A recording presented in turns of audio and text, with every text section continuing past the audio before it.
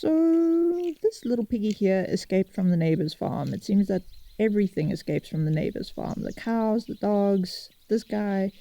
We call him Bacon, and he probably ran away after he saw what happened to his brother called Pork Chops. The neighbor tried to catch him, but this little piggy is way too smart for the neighbor and hid between the reeds in a nearby stream. And we see this because he's constantly covered in mud. As you can see, we have a setup here for the Baboon Gang. This is the mirror in front of the camera with the peanuts that we've thrown around. And it's part of our series called the Baboon Mind Games. So the setup of the mirror and the peanuts was a big bonus for little piggy Bacon over here.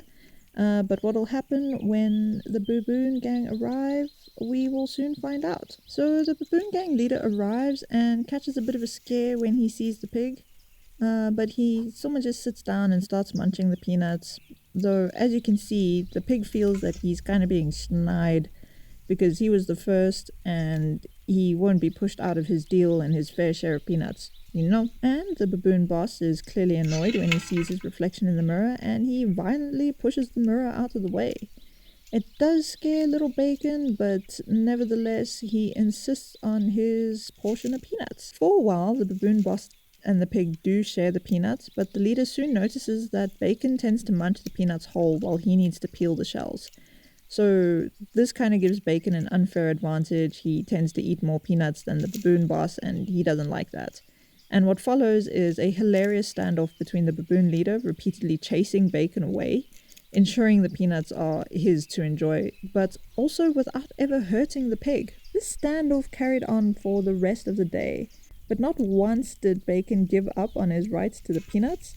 He would run off and circle back and annoy the living daylight out of the Baboon Gang leader. Props to the piggy, what determination, even in the face of imminent danger. That's persistence. On the other hand, the Baboon Boss never hurts Bacon. He never actively attacks him, kind of just tries to intimidate him every time.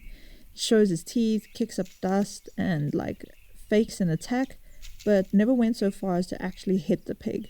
And maybe he knows that the piggy is just a harmless escapee from the neighbor's farm with no family or friends and basically nowhere to go. But it really is interesting to see this kind of dynamic. Who knows? Maybe in the future the piggy will hang with the Baboon Gang, just like the bucks do. Maybe the leopard will get the piggy eventually because he's definitely not street smart, or rather bush smart. And with that, make sure you subscribe and not miss out on the next big thing that might go down in the bushveld.